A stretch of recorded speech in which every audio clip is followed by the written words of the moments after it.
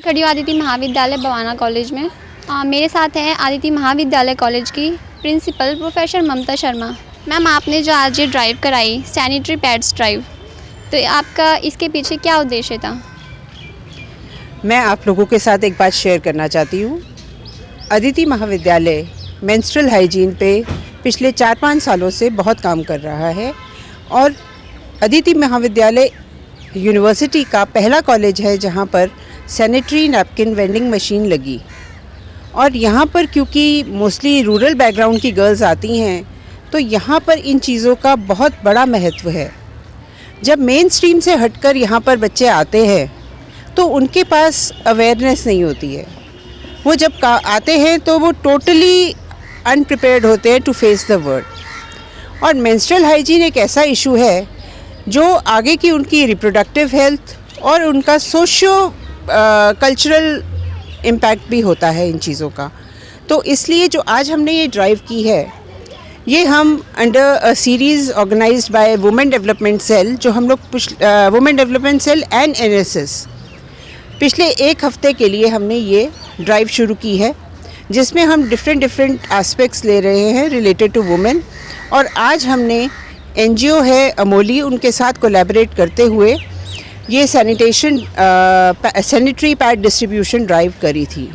और जैसा कि हम लोगों ने देखा, वहाँ पर हम लोग एक स्लम में गए थे आदिति महाविद्यालय के एनएसएस के वॉलंटियर्स, और वहाँ पर हमने ये पाया कि वहाँ पर बहुत ही सॉरी स्टेट ऑफ अफेयर्स है, जहाँ के लोगों को बिल्कुल अवेयरनेस नहीं है।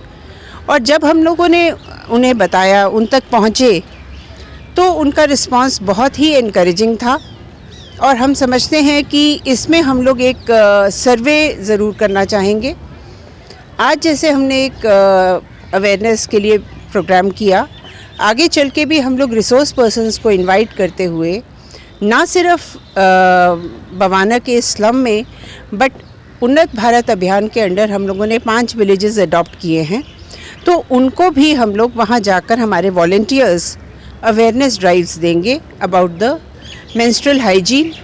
और एक हम लोग का और उद्देश्य है कि पहले तो हम सर्वे करेंगे बिफोर अवेयरनेस और आफ्टर अवेयरनेस, तो उससे हमें ये पता चलेगा कि हमारा जो अवेयरनेस हुआ, ड्राइव हुआ, उसका इम्पैक्ट हमारे जो कम्युनिटी है अदिति के आसपास की, उन पे क्या असर हुआ।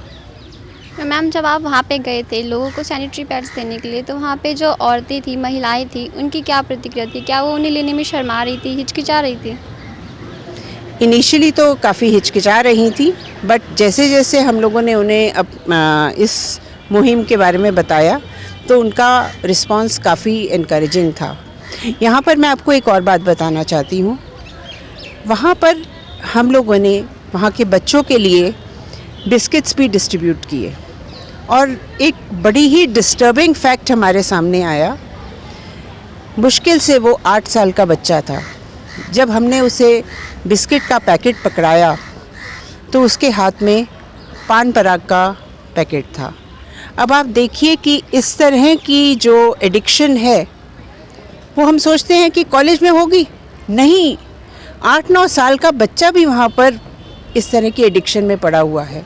तो हमारे एज एजुकेशनल इंस्टीट्यूशन एक बहुत बड़ी रिस्पॉन्सिबिलिटी मुझे लगा हमारे ऊपर है कि अगर हम एक भी बच्चे की ज़िंदगी बदल सके तो हम अपना एक गिलहरी प्रयास इस मुहिम में कर सकते हैं कि हाँ, आने वाला बच्चा जो हमारे फ्यूचर है, जो हमारी फ्यूचर लीडर्स हैं, वो अच्छे होंगे, स्वस्थ होंगे और इन सब कुरीतियों से दूर होंगे।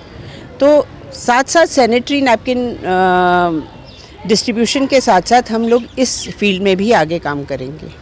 मैम, जो आपने आज ये ड्राइव की, तो आपको क्या लगता है इसका कुछ प्रभाव होगा, या फिर लोग पहले की तरह ही पैड्स ना यूज़ करते हुए कपड़ा यूज़ करते रहेंगे? देखिए, अभी तो बहुत सरफेस पे काम हो रहा है, बट हमारी मिशन है अंत्योदय तक। जब तक क्लास पर्सन तक अवेयरनेस ना जाए, हमारी मिशन इनकम्प्लीट रहेगी और हम अपनी कोशिश आगे और ही बढ़ाते जाएंगे। मैम, आप इस ड्राइव के बाद आज सभी को क्या मैसेज देना चाहेंगे? बाकी ये कॉलेजेस जो इसके लिए इनिशिएट नहीं लेते हैं, कुछ भी नहीं करते हैं, और जो लोग हैं जो इसको बहुत ही हल्के में लेते हैं, क्योंकि इससे बहुत सारी बीमारियां भी होती हैं, बहुत गंभीर बीमारियां हो जाती हैं जो हमें पता नहीं चलता है। तो आप उन लोगों को क्या मैसेज देना चाहेंगे?